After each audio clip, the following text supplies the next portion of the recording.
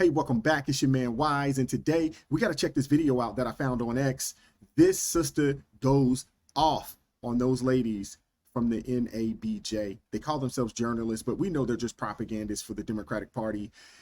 We're going to get into this video, man. Like, share, subscribe to the channel. Let's go. Before I start this interview, I'm going to ask y'all to, forgive my language in advance. Forgive her language in advance, okay? Because I'm going to say some stuff on here that I don't use to sell my videos. So those of y'all who have sensitive ears, keep swiping. Let this be one of my videos that you swipe on by. Because, listen, playtime is over and the gloves are off. Now, listen, first I want to say thank you to my Chi-Town sister who, let me know that Trump was going to be in Chicago during the interview. Now, let me say this. This was the most disrespectful interview I think I've ever seen. First of all, Trump knew when he went to this interview that he was going in the lion's den. Kudos, Trump, to you going to this, because this was some straight up bullshit.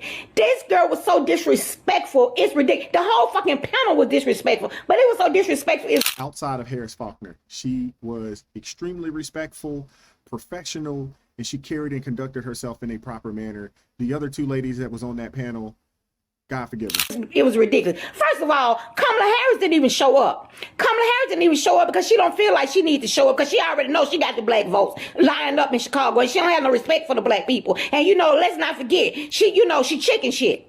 She complete chicken shit because she been saying she wanted to debate Trump, and this would have been the best time for her to be on stage with Trump and say whatever she wanted to say to him. But of course she didn't even show up. The doggone interviewers, they were 35 minutes late because they had no respect for Trump either. But Trump, kudos to you for going into this bull crap. Absolutely.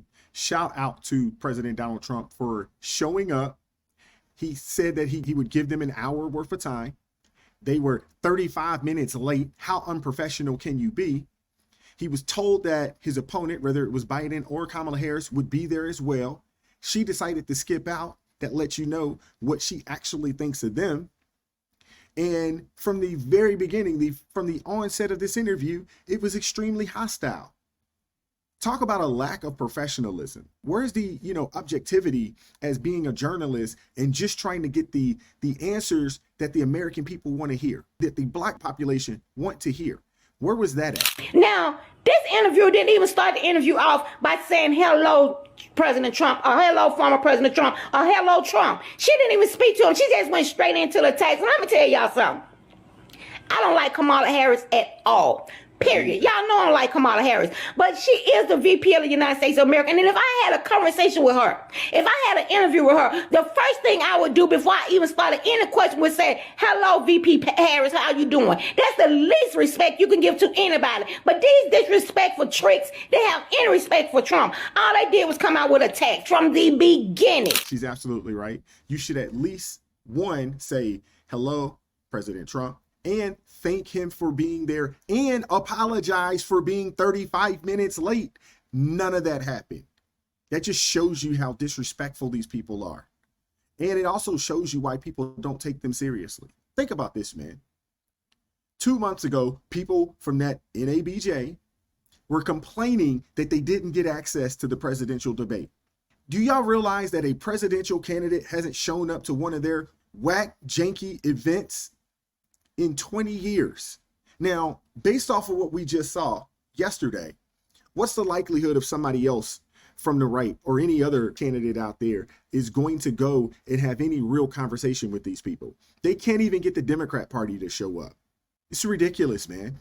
From the fucking beginning, that's all they came out with. Now, this dumbass trick gonna have the nerve to say to Trump, tell me why should black people support you? With your rhetoric and all this and all that, and why should black people support you? You lied about Obama, you lied about Nikki Haley, and let me tell y'all something. That's what a lot of the black community mad at Trump about, because Trump questioned Obama citizenship in the United States of America, and you cannot question King Obama because black folks will have a fit. That's what a lot of them upset with Trump about.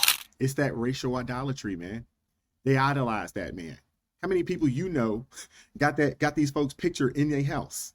Because you can't question their God. And a lot of black people, their God is Obama. Y'all get mad at me all y'all want. It is what it is. I said what I said, and I meant what the fuck I said. Yep, I said it. But let me tell y'all this right here. So she comes at Trump with all this old bullcrap. So of course Trump said, well, you know, I've done a lot of stuff for the black community. You know, he said the same thing he always say. You know, I've done more for the black community than anybody else for Abraham Lincoln. Then this dumb, supposed to be educated ass trick had the audacity to say with her brainwashed, brain dead, simple-minded ass. So you telling me you done more for the black community than Lyndon B. Johnson, who passed the Voter Rights Act? This has got to be the dumbest bitch I ever heard in my life, and I've heard a lot of them. But she's supposed to be so educated. First of all, let me tell y'all something, because I'm tired of blacks acting like Democrats, and Lyndon B. Johnson did so much for the goddamn black community. Lyndon B. Johnson didn't have a fucking choice but to sign off on the Voting Rights Act because Republicans passed it. He was the president of the United States of America, and he didn't have a choice but to sign off on it. It's not like Lyndon B. Johnson and the Democrat Party did a goddamn thing for blacks out of the kindness of their heart. They did it because they didn't have a choice because Republicans passed it. And I'm so sick of these goddamn dumbass black folks acting like Democrats love us. They ain't never cared nothing about us, and they still don't. But y'all keep falling for this goddamn trap they keep putting out there, thinking they care so much about you. She's absolutely right. Lyndon B. Johnson basically had a pew pew to his head to sign that bill, because had he not signed it, it would have been catastrophic for the Democratic Party. Y'all got to go do your research, man. Go check the voter rolls. It's all public information. Republicans voted in the House and the Senate for every civil rights bill that's been implemented at over an 80% clip. Democrats filibustered the bill. Less than half of them supported the bills. Lyndon B. Johnson, he didn't have a choice. But when he signed it, he said that by signing this, I'm going to have these N-words voting Democrat for the next 200 years because y'all don't understand how politics work. Yep, I said what I said and I meant what I said. But then, you know, shit goes on to ask, you know, so you call, you know, Republicans and y'all said Kamala Harris is a DEI hire. Do you think she's a DEI hire? Fuck yeah, she's a DEI hire.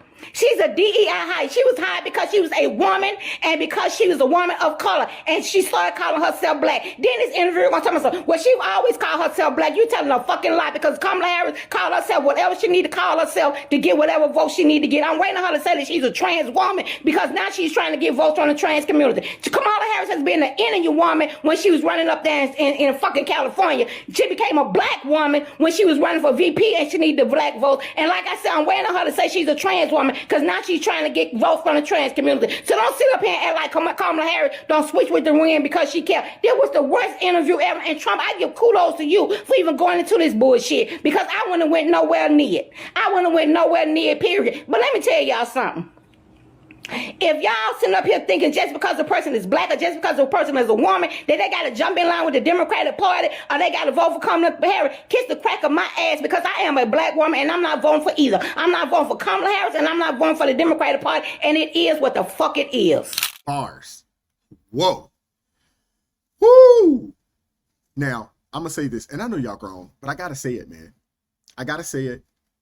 I don't condone the language, but she was fired up. I don't condone the language, but she was fired up, and you can tell that came from the heart. She felt every word she said, and to be honest with you, one, where's the lie? Two, I agree with everything she said. Woo-wee. Shout out to that sister there, man. Shout out to her. Let me know what you guys think in that comment section, man. Like, share, subscribe to the channel. Drop me a comment down below. I appreciate all the love and support. Consider joining the ARP family. It supports me, the team, the channel. It gives us the ability to do what we do on a day-to-day basis. God bless each person that has joined the ARP family thus far. Keep God first in your life. Stay prayed up. And I'm going to catch up with you all next time. Peace.